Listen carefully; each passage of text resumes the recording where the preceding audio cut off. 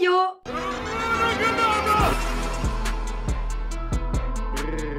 Alors, on va se retrouver aujourd'hui pour une vidéo que vous attendez depuis un petit moment quand même, on va pas se mytho, qui est la vidéo de mon SOPK, où j'en suis, comment ça a évolué, etc., etc., etc. Donc c'est parti! L'historique globale de la Gwen. Depuis que j'ai mes règles, donc depuis que j'ai 14 ans, je les ai eues plutôt tardivement, j'ai toujours eu des règles déréglées. Toujours. J'ai pris la pilule pendant plusieurs années, puis vers mes 20 ans, une fois j'ai complètement cafouillé dans ma pilule, j'ai fait n'importe quoi. Parce que c'était pas une pilule en continu, ok. Et j'ai mis 6 mois à récupérer mes règles. Je me suis inquiétée, j'ai fait des tests de grossesse, en plus j'étais avec mon ex, donc ça aurait été la fin de ma vie, vraiment là. Test négatif, prise de sang négative, mais pas de règles pendant 6 mois, quand même les gynécos commencent à te dire c'est bizarre. Tous les professionnels de santé que j'avais vus par rapport à cette problématique m'avaient dit que c'était par rapport au poids. Oui, encore et toujours. Spoiler alerte, pas du tout. Fait que je vais faire une échographie, on me dit y a absolument rien, tatati, tatata, bref. Je récupère mes règles, je reprends donc ma pilule en vitesse, hein, bien évidemment. Ça repart comme ça, etc. Je continue de faire le yo-yo dans mon poids, j'ai des poils à des endroits où il ne devrait pas y en avoir, de l'hyperpigmentation, etc. Bon.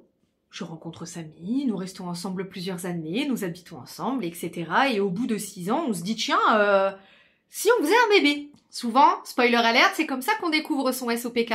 J'arrête ma pilule, je mets plus de 6 mois à récupérer mes règles, je me dis, bon, ça fait comme la dernière fois, c'est pas grave. Je vois mon médecin traitant qui me prescrit des petits médicaments qu'on prescrit un petit peu à toutes les femmes qui veulent avoir des bébés, des genres de vitamines, etc. Je consulte une gynécologue au CHU, je lui explique ma problématique, je lui explique que je n'ai pas mes règles et que quand je les ai récupérées, elles étaient hémorragiques. Quand je vous dis hémorragique à côté, c'est rien. C'est-à-dire que j'ai récupéré des règles à base de caillots de sang de cette taille. Et je vous jure que je n'exagère pas. Samy n'est pas là actuellement, mais il pourrait vous le confirmer parce que j'ai bien flippé. Ce jour-là, je l'ai bien appelé dans les toilettes et il est vite ressorti, je vous le dis. On me dit que c'est rien, c'est un dérèglement hormonal parce que je suis en cas d'obésité. Ouais. Donc je faisais, à l'époque, je devais faire peut-être entre 85 et 90 kilos, ok. Donc oui, sur l'IMC, j'étais en obésité. Maintenant, je sentais, moi, au fond de moi, que c'était pas ça qui justifiait que j'ai des règles déréglées. Je savais qu'il y avait autre chose. Bref, donc on me fait ressortir, on me dit « Revenez quand vous aurez perdu du poids. Vous perdez 10 kilos, puis vous revenez. » Et là, je me dis « Je vais consulter une gynécologue en cabinet privé. Je vais regarder les commentaires et voir ce que les patientes disent sur elle. Est-ce qu'elle est à l'écoute? Est-ce qu'elle minimise tes symptômes? » Voilà, tout ce genre de choses. Et là, je trouve une gynécologue exceptionnelle, voilà, docteur Deloute, que je ne remercierai jamais assez. Je m'assois, je lui explique ma problématique, je lui explique tout, et elle me fait faire une échographie. Elle me dit que effectivement, dans les échos qu'on m'a déjà fait, il y avait une suspicion de SOPK, et que c'est très bizarre qu'on n'ait pas poussé plus loin. Donc elle me fait faire un bilan hormonal complet, elle me fait faire une échographie vaginale, elle me valide le SOPK. Elle me dit il y a bien un syndrome des ovaires polykystiques. Le diagnostic tombe donc à ce moment-là, c'est-à-dire une bonne 8aine d'années après mon premier arrêt de pilule. Petit aparté sur ce qu'est le SOPK et quels symptômes j'avais pour ma part. Donc le SOPK, c'est le syndrome des ovaires polykystiques. Il faut savoir qu'il y a autant de SOPK qu'il y a de femmes qui en sont atteintes. C'est-à-dire que les symptômes vont différer d'une femme à l'autre. Il y a plusieurs symptômes recensés. Hein. Déjà, pour diagnostiquer un SOPK, il y a 3 choses. Il y a les règles qui sont complètement anarchiques, hein, voilà. Les règles déréglées, anarchiques, etc., cycles irréguliers. Ensuite, il y a l'échographie, donc beaucoup de microkystes sur les ovaires, hein, tout simplement. Et ensuite, il y a tout ce qui est hyperpilosité, hyperandrogynie, etc. Et ensuite, vous avez d'autres petits symptômes qui viennent se greffer puisque vous avez d'autres pathologies qui peuvent venir se greffer à votre SOPK. C'est-à-dire que le SOPK, c'est pas juste j'ai des kystes sur les ovaires. Ça peut être des ovaires polykystiques. Mais le syndrome des ovaires polykystiques, ça va plus loin, c'est endocrinien en fait. Voilà, il y a un truc qui déconne dans le corps. Ce qui peut apporter des choses pas très sympas en plus. C'est-à-dire que le SOPK n'est pas reconnu comme maladie, c'est un syndrome, mais qui peut apporter des maladies. D'accord? Donc ça, c'est par rapport au SOPK. Donc il y a des femmes atteintes de SOPK qui ont, bon, les cycles irréguliers, ça, je pense que c'est pour tout le monde, mais qui vont avoir une hyperpilosité, un peu une barbe, etc., qui pour autant ne vont pas avoir de problème de poids. Qui vont avoir énormément d'acné, mais pas de problème de pilosité ni de poids. Et puis, il y a aussi le problème de poids et la difficulté à perdre du poids. Et ça, c'est parce que c'est lié à une résistance à l'insuline. L'insulino-résistance, elle concerne 70% des femmes atteintes de SOPK. Je suis persuadée, au plus profond de mon cœur, que beaucoup de femmes ont un SOPK et ne le savent pas parce qu'elles prendront la pilule toute leur vie, ou parce qu'elles ne voudront pas d'enfants, ou parce qu'elles seront tout simplement pas diagnostiquées parce que il y a une grossophobie dans le monde médical et que, eh bien, pour l'avoir vécu, c'est la triste réalité.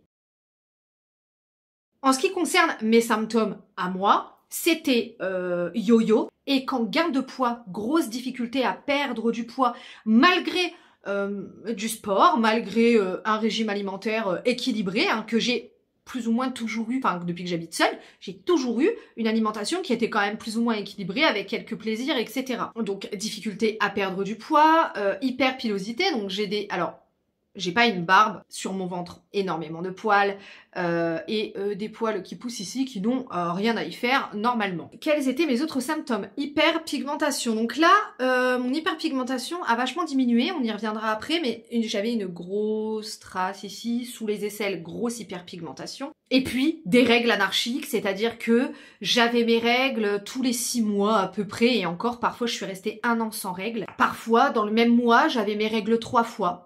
Voilà. Parfois, dans le même mois, j'avais mes règles 21 jours. T'en peux plus, hein. Ni toi, ni ta touche n'en peuvent plus.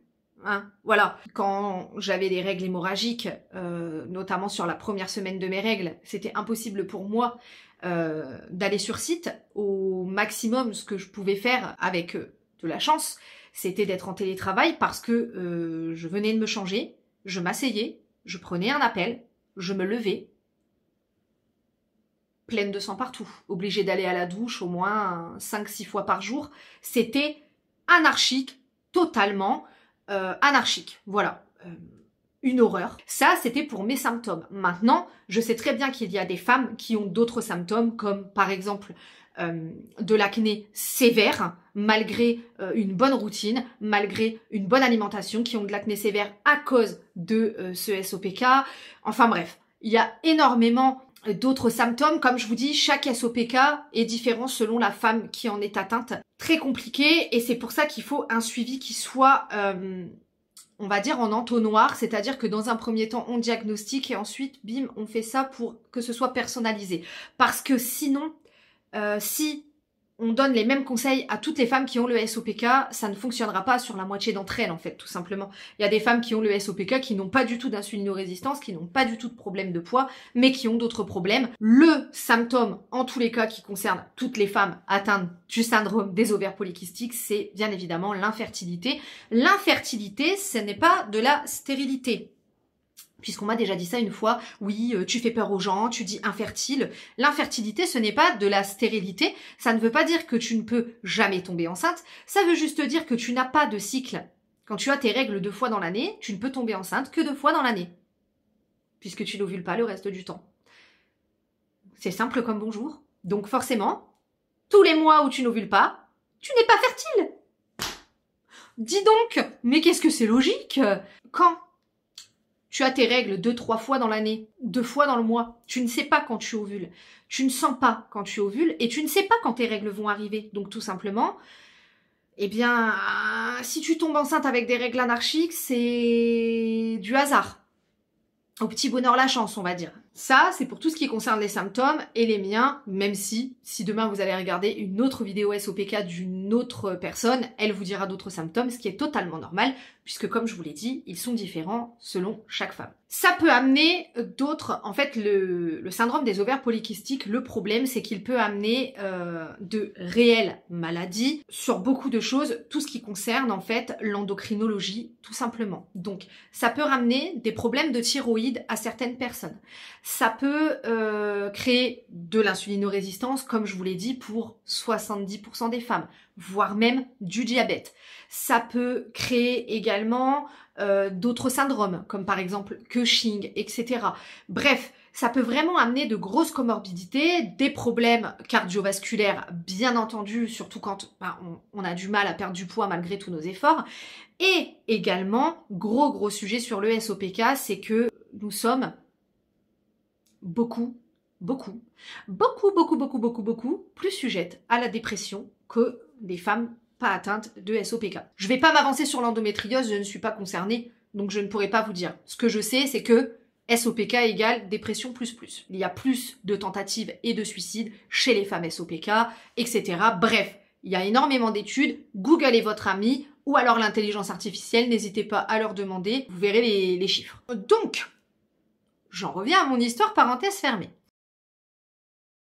Alors, une fois le diagnostic posé, ma gynéco me donne des hormones cachées pour essayer et elle me dit il faudra quand même consulter un endocrinologue pour traiter les symptômes.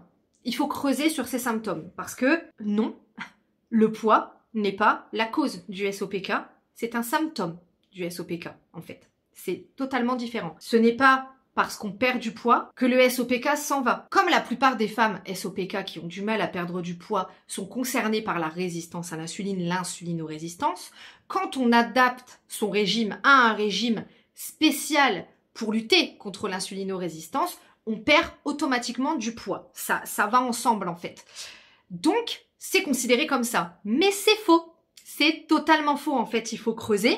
Et moi, on n'a jamais creusé sur une insulinorésistance de ma vie. En sachant que j'ai un frère diabétique. Donc, même si ça n'est pas la même chose, on reste quand même dans la même zone de trucs qui merdent. Hein. Je dis ça, je ne dis rien. C'est-à-dire que pendant des années, on m'a sorti, c'est le poids, c'est le poids, c'est le poids, c'est le poids. Non mais le poids, en fait, c'est un symptôme. Est-ce que vous voulez pas qu'on creuse sur la cause pour que ça aide mon symptôme, s'il vous plaît, en fait, parce que voilà, s'il vous plaît. D'autant que même quand je pesais 65-70 kilos, j'avais des règles anarchiques. Donc je savais, moi, dans le fond de moi-même, sans aucune mauvaise foi, que le poids, c'était une conséquence, en fait, que ce n'était pas la cause. Je le savais pertinemment, d'autant que quand on m'a donné ce diagnostic, j'ai commencé à me renseigner, j'ai commencé à taper sur Google, j'ai commencé à regarder des vidéos, etc. Le problème étant qu'en France, on est très mal formé, en tout cas à l'époque où moi j'ai été diagnostiquée, on était très mal formé là-dessus et que, eh bien, j'ai dû regarder des vidéos d'américaines. Une fois que ce diagnostic a été posé, donc ma gynécologue m'a donné des hormones qui ont fait en sorte que j'ai des cycles, mais on n'était pas sur des réels cycles. J'ai pris ça pendant plusieurs mois, ça n'a pas fonctionné. Elle m'a dit, donc là, d'accord, je vais vous prescrire un bilan hormonal absolument complet et ensuite, je vous invite vraiment à aller chez un endocrinologue avec ce bilan hormonal parce qu'il va falloir vraiment traiter les conséquences de la cause pour que la cause s'améliore un petit peu. Je vais donc chez une endocrinologue, je lui présente mon bilan hormonal, mes échographies, tout ça, et elle me dit, il faut perdre du poids. Éventuellement, la sleeve serait une option. Je faisais 99 kilos. On n'est pas sur le poids des personnes qui font des sleeves. Je lui explique donc que mon régime alimentaire est équilibré. En tout cas, pour une personne par insulinorésistante. Mais à l'époque, je ne le savais pas. Mais pour une personne lambda, mon régime était équilibré. Une personne lambda qui mangeait comme moi à l'époque ne faisait pas mon poids. Tu vois ? Je lui explique que je fais du sport, que d'ailleurs, c'était du sport non adapté à mon état, mais à l'époque, je ne le savais pas. Je lui explique donc que je fais du sport, que cela ne m'a ni aidé à perdre du poids, ni aidé à récupérer des cycles normaux, parce que quand même, la base du problème, c'est pas forcément mon poids. Moi, ce que je voudrais, c'est récupérer des cycles pour avoir un bébé. De base, quand même, genre, mon poids, c'était pas mon premier sujet, Tu vois ce que je veux dire? Il s'améliorait, tant mieux. Il s'améliorait pas, je veux mon bébé, genre... Bref, je sors de ce rendez-vous d'endocrino, encore une fois, sans dessus-dessous, puisque forcément, quand on te dit ça, tu te culpabilises. Toi, ta gynéco en qui tu as une confiance aveugle t'a dit non, ça n'a absolument rien à voir. Il faut vraiment creuser sur le bilan hormonal, il faut creuser encore plus avant d'entrer dans un cycle de PMA, puisque du coup, on était parvenu à cette hypothèse. Et l'endocrino te redit la même chose que tous les vieux médecins que tu as pu voir jusqu'alors. J'ai même vu un dermato une fois pour me faire retirer des boutons de chair, et quand je lui ai montré ma trace, il m'a dit, c'est votre obésité, il faut prendre un abonnement à la piscine à Amiens, regardez les prix, ils sont pas chers, il est parti sur le PC, il m'a montré les tarifs des abonnements de la piscine d'Amiens. Oui, le dermatologue. Oui, tout à fait. Donc, je suis sortie de chez cet endocrinologue avec une ordonnance avec un bilan encore plus poussé, une radio de la thyroïde, vraiment la totale. Et là, je me suis dit, tu sais quoi? Comme je m'étais renseignée par-ci, par-là, etc., je me suis dit, consulte cette naturopathe. Parce que sur Instagram, j'étais tombée sur beaucoup de ses publications.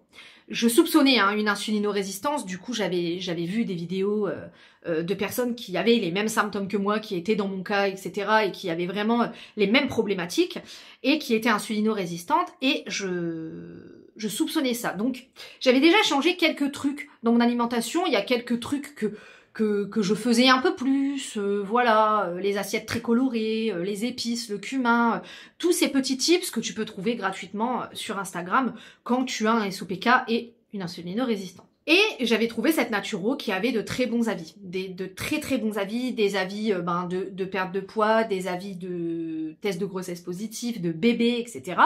Et je m'étais dit, bon, au bout d'un moment, la naturopathie, c'est une médecine douce, mais ça reste une médecine quand même, tu vois.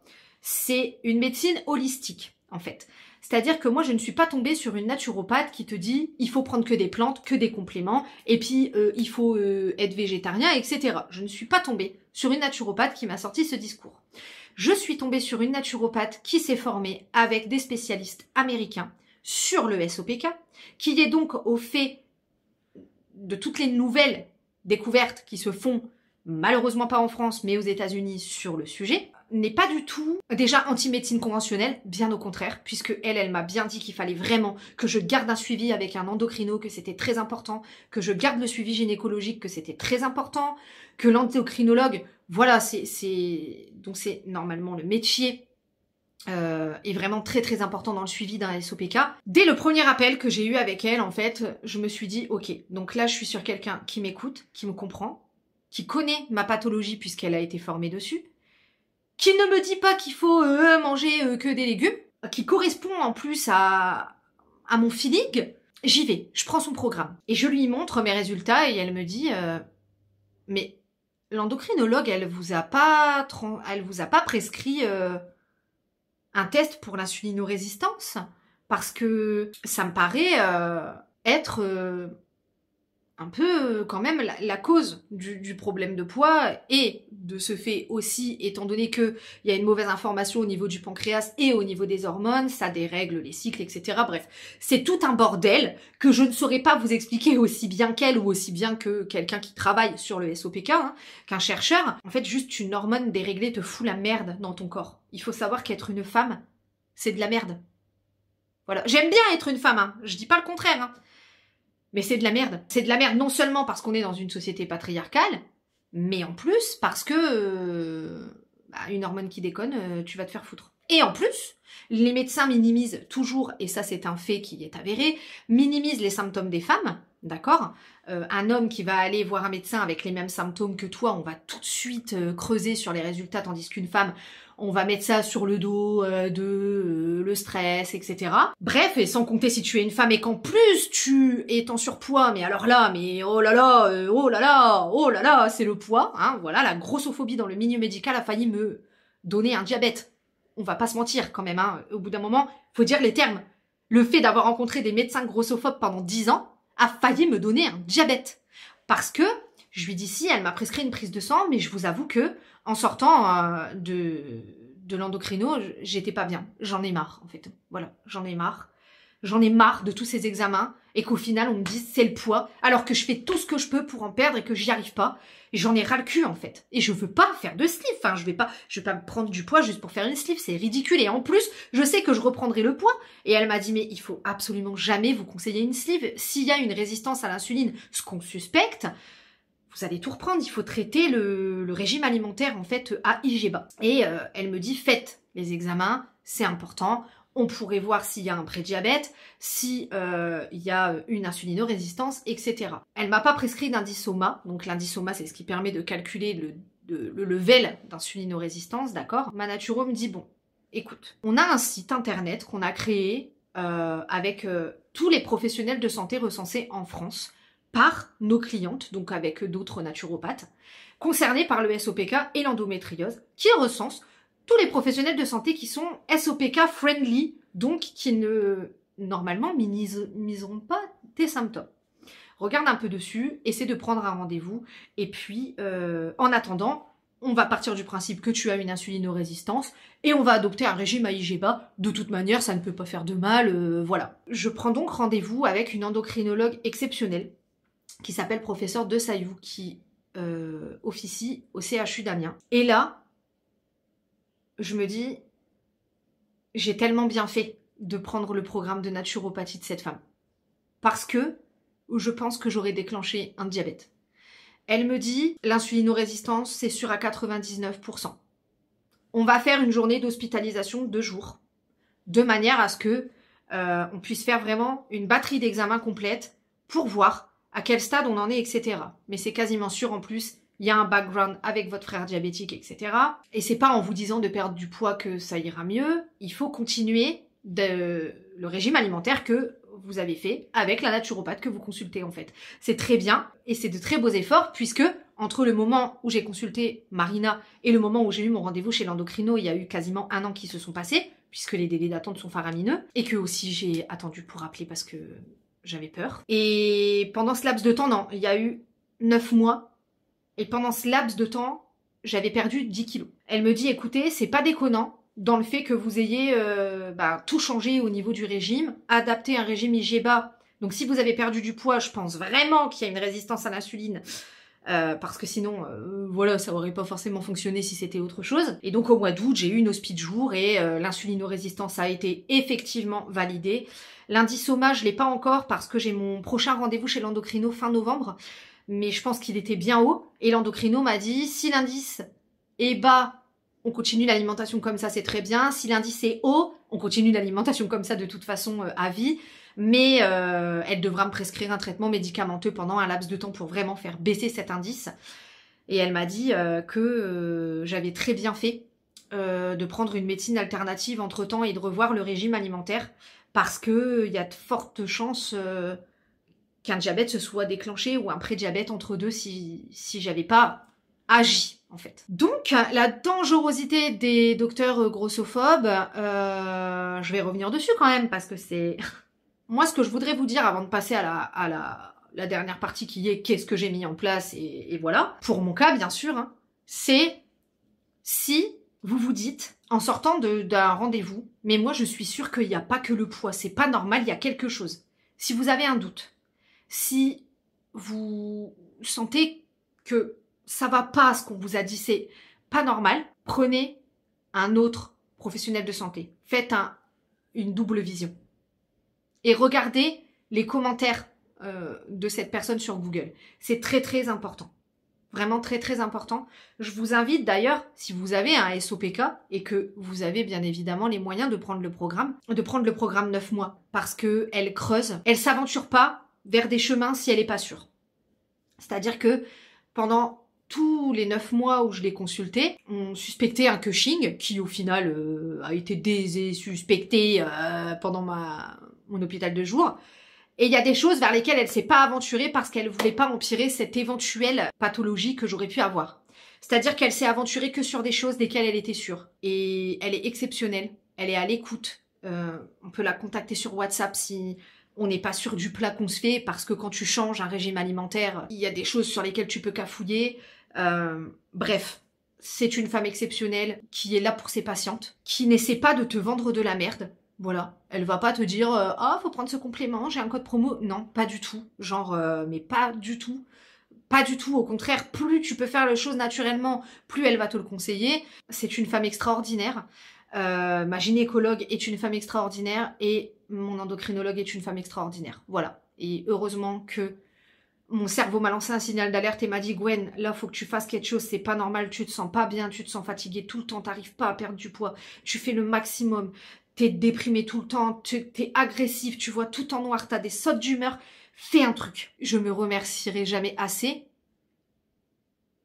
de m'être sorti les doigts du fion. Si un jour un médecin vous dit le problème c'est votre poids, alors que vous comprenez pas, la prise de poids elle est inexpliquée et que vous n'arrivez pas à perdre malgré vos efforts, consultez quelqu'un d'autre. Mais vraiment, j'insiste, la grossophobie dans le corps médical peut tuer et a tué. J'en suis intimement persuadée. Ou a empiré certaines pathologies. J'en suis persuadée à 30 milliards de pourcents, c'est vous dire. On va donc passer à ce que moi j'ai mis en place pour mon cas. Je ne saurais que trop vous conseiller de ne pas suivre ces conseils forcément à la lettre, mais de consulter un professionnel, voilà, que ce soit une naturopathe comme Marina ou un professionnel spécialisé en SOPK, ne serait-ce qu'un gynéco ou un endocrino vraiment spécialisé là-dedans. Je ne saurais que vous conseiller ça, parce que, comme je vous l'ai dit, chaque SOPK est différent selon la femme. Peut-être qu'au final, vous, l'IGBA, ça vous concerne pas, peut-être que vous avez besoin de certains compléments et que moi je n'en ai pas besoin. Peut-être que vous avez besoin de certaines choses dont moi je n'ai pas besoin. Voilà, soyez très vigilants, ne suivez pas au pied de la lettre ce que je vais vous dire. Alors, première chose sur laquelle on a travaillé avec Marina, bien évidemment, c'est l'alimentation, comme je vous le dis depuis le début de la vidéo. On a donc mis en place une alimentation AIGBA, que moi j'avais déjà un petit peu mis en place, pas pour tout, mais un petit peu. Un régime méditerranéen aussi, avec beaucoup de légumes, des assiettes très colorées. Vous voyez, par exemple, dans mon cas, le crudité à chaque repas est conseillé. Alors que dans le cas de quelqu'un qui aurait un syndrome du côlon irritable, par exemple, ça serait déconseillé. Vous voyez un peu le truc, c'est pour ça, faut pas tout prendre au pied de la lettre, il faut vraiment vous faire consulter avant, faire un bilan complet, l'éplucher pour voir par quoi vous êtes concerné. Donc, dans mon cas, c'était l'insulinorésistance et ça l'est toujours d'ailleurs. Depuis mon programme, donc là ça doit faire bien 1 an, depuis un peu plus d'1 an, j'ai perdu 15 kilos. Sans faire des trucs de fou. Hein. La première chose que j'ai fait, c'est de dégager le sucre blanc raffiné et la farine blanche de mes placards. Voilà, j'en avais pour faire des gâteaux, etc. Je l'ai dégagé, je l'ai filé à ma mère puisqu'elle utilise ça. Et j'ai passé une commande de farine AIGBA, donc par exemple la farine de petit épeautre, la farine d'orge mondée, la farine de coco pour les gâteaux. Bref, il y a tout un tas de farines, franchement pareil, hein, si vous allez sur Google, vous allez trouver des équivalences, etc. Mais vraiment tout ce qui est farine blanche, j'ai jarté. Je me suis dit comme ça au moins, là j'ai que des bonnes farines. Si j'ai envie de me faire un gâteau, j'ai que de la bonne farine. J'ai remplacé le sucre blanc par du sucre de coco, du miel et du sirop d'agave. Voire même parfois pas de sucre. Ensuite, je suis passée des pâtes blanches aux pâtes semi-complètes dans un premier temps pour m'habituer. J'ai remplacé, en fait j'ai rien remplacé du tout puisque moi je faisais déjà du riz basmati et du riz thaï, donc ça m'a rien changé à ma vie, mais du coup, pas de riz blanc, riz complet ou riz basmati, mais riz complet j'aime pas, donc c'est riz basmati. Et puis pain blanc, par le pain complet, le pain au petit épeautre, le pain au levain également. Pain au levain, ça c'est très très bien. Si votre boulangerie fait des baguettes de pain au levain, c'est parfait. En termes de snack, ça va être de la pomme, de la poire, du fruit, des fruits secs, donc des amandes, des cerneaux de noix, des noix de cajou non salées, des noix de cajou de nature. Chez Lidl, elles sont très bien. Ça va être des gâteaux que je vais faire maison, moi, avec mes farines, avec des ingrédients qui, je sais, sont très bons pour ce que j'ai dans les gâteaux. Des petits suisses, puisque c'est l'équivalent du skyr. Hein. Le petit suisse, c'est vraiment l'équivalent du skyr pour le coup, donc je me prends pas la tête à payer un truc plus cher alors que le petit suisse, ça coûte que dalle. Bim, un tout petit peu de sirop d'agave et des graines de chia dedans. Voilà, ça va être mon snack. Parfois mon petit déj. En termes d'ingrédients, majoritairement, c'est ce que j'ai remplacé. J'avais déjà jarté tout ce qui était trop sucré, etc. Pour le soir, mon petit carré de chocolat noir avec ma petite infusion, voilà, encore et toujours. J'ai diminué le thé noir, c'est pas que c'est mauvais, mais c'est que c'est peut-être un peu irritant. Donc j'ai diminué le thé noir et le matin c'est du thé vert, voilà, pour que ce soit plus doux. Grosso modo, en termes d'ingrédients, ce sont les remplacements que j'ai faits. Voilà. J'ai intégré un peu plus de patates douces à mon alimentation, même si je continue à consommer de la pomme de terre. J'ai incorporé un peu plus de quinoa à mon alimentation aussi, du boulgour de petite épeautre aussi que je trouve sur la fourche. Niveau alimentation, une grosse chose que j'ai changé, c'est le petit déjeuner salé. Avant, c'est vrai que je faisais beaucoup de petits déj sucrés, même si j'aimais bien les petits déj salés, mes flemmes. Voilà, j'ai remplacé tout ce qui était sucré le matin par du petit-déj protéiné et gras, en fait. Moi, typiquement, le matin, ce que je fais, c'est une tranche de pain complet, du Philadelphia et du jambon dessus ou du blanc de dinde. Voilà, ça c'est mon petit-déj avec une tasse de thé. Si je veux du café, j'attends au moins une demi-heure après le petit-déj pour pas que ça m'irrite l'estomac, sa grand-mère. Le week-end, quand j'ai plus le temps, je me fais des œufs. Mais pas tous les jours. Voilà, je fais un peu gaffe avec les œufs quand même, mais pas tous les jours au niveau des œufs. Et donc, je vais me faire un muffin anglais complet avec un œuf. Enfin, voilà. Vraiment un petit-déj salé, quoi. Le midi, bah, en général, c'est mon repas. Donc, j'ai une dose de féculents, une grosse dose de légumes et de la viande. Voilà. La viande, je la fais au maximum avec du cumin, du paprika, bref. Les épices, j'en use et j'en abuse puisque c'est parfait. C'est très, très bon, voilà, par rapport au SOPK, notamment le cumin. Le snack, donc le snack, souvent je vais prendre un fruit, donc ça va être une pomme avec de la purée d'amande. Avant, je prenais du beurre de cacahuète, mais c'est vrai que là, depuis que j'ai testé la purée d'amande, je le supporte plus. La purée d'amande, c'est comme le café. La première fois que t'en manges, tu te dis « Ah, c'est dégueulasse !» Puis après, t'y reviens, et t'arrives plus à manger autre chose. Bon bah voilà. Ou alors une banane, même si c'est un fruit qui est pas mal sucré, mais c'est un fruit quoi. Et puis c'est en milieu de journée, donc ça passe, ça donne pas les mauvaises informations au cerveau. Qu'est-ce que ça peut être aussi un snack? Après, je vais pas mentir, hein, des fois ça m'arrive de me commander un petit Starbucks au taf. Hein. Oh ouais, franchement. Hein. Alors je remplace le sirop de caramel par du sirop de caramel sans sucre. Au lieu de prendre un frappuccino, je vais prendre un brown sugar, par exemple, parce que c'est vraiment du café avec de l'eau. Voilà, c'est des petits trucs à équilibrer comme ça, qui au fur et à mesure deviennent des habitudes. En fait, moi là, pour moi, maintenant, c'est une habitude de consommer comme ça. Et puis, le soir, bah, je mange un peu comme le midi, en fait, en général. Hein. Je mange comme le midi, sauf que j'ai un appétit moindre, donc je mange un peu moins. Mais je m'écoute. En fait, j'ai appris à aussi écouter mon corps. C'est-à-dire que quand j'ai faim, bah j'ai faim. Faut manger, en fait. J'ai faim, bah j'ai faim. Juste, bah, au lieu de manger, par exemple, des pâtes blanches avec de la sauce tomate, bah, je vais manger des pâtes semi-complètes, voilà. Par exemple, avec de la sauce tomate. Ou à la place de la sauce tomate cuisinée en boîte, du coulis de tomate. Voilà, par exemple. La cuisine beaucoup trop transformée, hyper transformée. J'en faisais déjà pas beaucoup, j'en mangeais déjà pas beaucoup. Donc là, je peux vous dire que j'en mange quasi plus du tout. Et puis, niveau boisson, ben, de l'eau. Hein. De l'eau gazeuse. Une San Pellegrino aromatisée à la rigueur. Les Essenza, pas les Momenti, parce que les Momenti, elles sont quand même sucrées. Je fais gaffe en fait au sucre caché aussi, parce que des fois on se dit ah c'est sain et tout, et en fait il y a du sucre caché dedans. Donc je fais un peu gaffe à ça, même si demain j'ai envie de boire un coca, une fois dans mon mois je vais boire un coca, ça va pas me tuer. Vous voyez ce que je veux dire? C'est une question d'équilibre à trouver alimentairement. Et comme j'avais déjà commencé un petit travail dessus, bah c'est bingo, voilà, ça a pas été trop dur pour moi. Pour les huiles, j'ai toujours consommé de l'huile d'olive, donc c'est parfait. Huile de noix, huile de sésame, voilà. Voilà, hein, grosso modo, c'est ça hein, que j'ai remplacé dans mon alimentation. Et encore par remplacer, c'est vraiment... J'ai pas de choses interdites, il y a juste des trucs... au final, j'ai même plus envie de les consommer parce que ça m'écœure. Par exemple, le Nutella, ça m'écœure. Les trucs trop sucrés, ça m'écœure. Par exemple, je vais manger un gâteau sucré parce que j'en ai envie. Voilà, j'ai une petite envie l'après-midi au goûter d'un truc sucré. Bah le soir, je vais quasiment pas manger. Je vais manger une soupe. Parce que j'ai pas faim. Vous voyez? En fait, mon corps s'est réhabitué. La naturopathe m'expliquait que mon pancréas avait reculé dans le sens mauvaise habitude, en fait. Et donc, c'est pour ça qu'il y a des choses vers lesquelles je ne suis plus attirée et d'autres, oui. Donc ça, c'est archi cool. Donc, niveau alimentation, grosso modo, c'est ce que j'ai fait. Maintenant, pour l'alimentation, je vous invite mais vraiment à consulter un professionnel. Mais que ce soit de la médecine alternative comme la naturopathie, ou alors un endocrino, hein, vraiment. Niveau sport, du coup, on est sur du sport doux, donc de la marche, du yoga, des pilates. En fait, il faut que je respire. Il y a aussi un facteur qui est très déterminant dans l'insulinorésistance et dans le SOPK qui est le stress et l'angoisse. Et ça, moi, j'étais un peu dans la merde.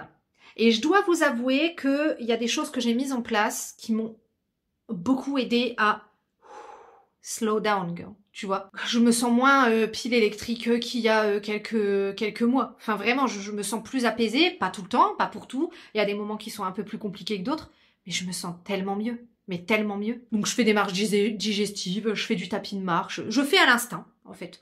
Voilà, j'ai envie de faire 20 minutes, 10 minutes, 30 minutes, je le fais. L'important, c'est que tous les jours, je bouge mon cul. Donc soit je vais faire une marche digestive, soit je vais marcher pour rentrer un petit peu... Je vais pas prendre l'arrêt de bus en bas du taf, je vais marcher un peu plus.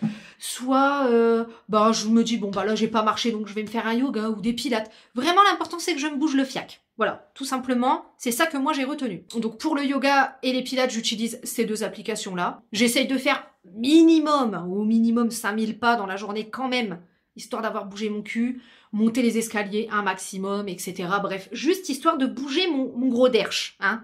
Au niveau du stress, ce que j'ai mis en place, c'est la cohérence cardiaque. Je fais au moins une fois par jour le soir, au moins, minimum. Et ça m'a fait énormément de bien, hein. La cohérence cardiaque, c'est une dinguerie, hein.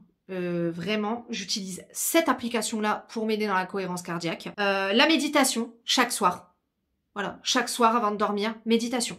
Parce que moi, le matin, j'ai pas le temps. Voilà, je fais pas le matin, je fais le soir. Et malgré tout, ça m'a énormément aidé. Le soir avant de dormir, méditation. Parfois, je m'endors dessus, hein. Je vous m'étonne pas, c'est pas grave, c'est rien. Les premières séances, ça a été très compliqué.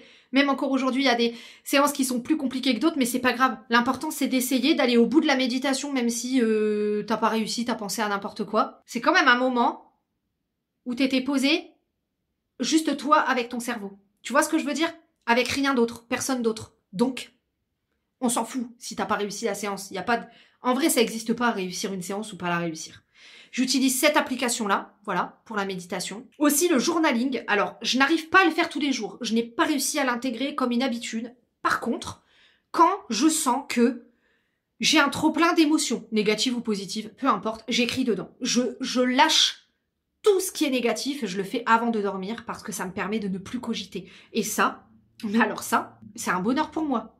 C'est un bonheur pour moi parce que avant, quand j'écrivais pas comme ça, oui, je disais, je vidais mon sac à Samy, mais ça me suffisait pas. J'étais là, et je dormais pas. Ou très peu, très peu, ou très mal. Et depuis que je fais ça, quand j'ai vraiment un flot de négativité ou que je suis frustrée, énervée, tout ce qu'on veut, eh ben, je prends mon cahier, j'écris. Aujourd'hui, il y a eu ça, ça, ça. Mais je termine toujours par, mais aujourd'hui, il y a eu ça de bien, ça de bien, ça de bien. Voilà. J'essaye de au moins trouver 3 trucs quand je dégage du négatif. Comme ça, c'est un peu comme la pancine de Dumbledore. Tac, t'as capté? Je prends ma baguette, ding, hop, tac, je dégage le négatif. Mais aussi, je me rappelle, il y a eu du positif dans ma journée, même si c'était des petits trucs, tu vois. Et ça m'a énormément aidé. Je le fais pas tous les jours, je le fais quand j'ai un trop-plein. Et c'est déjà très bien. C'est déjà très bien, on peut pas être parfait. Toutes les morning routines que vous voyez là de youtubeuses en mode « je me lève à 5 heures, après je fais ma méditation ». Au début, je prenais ça comme un échec. J'étais là, ouais, moi je fais ça le soir, j'arrive pas à me réveiller plus tôt le matin. Mais en fait, le fait de penser comme ça te met un stress là où tu devrais ne plus en avoir. Et au bout d'un moment, je me suis détachée avec la naturo et je me suis dit, mais meuf, en fait, on s'en branle. Genre, t'écris ton journal le midi, le soir, qu'est-ce qu'on s'en bat les couilles? Tu fais ta méditation le midi ou le soir, qu'est-ce que tu t'en bats les couilles?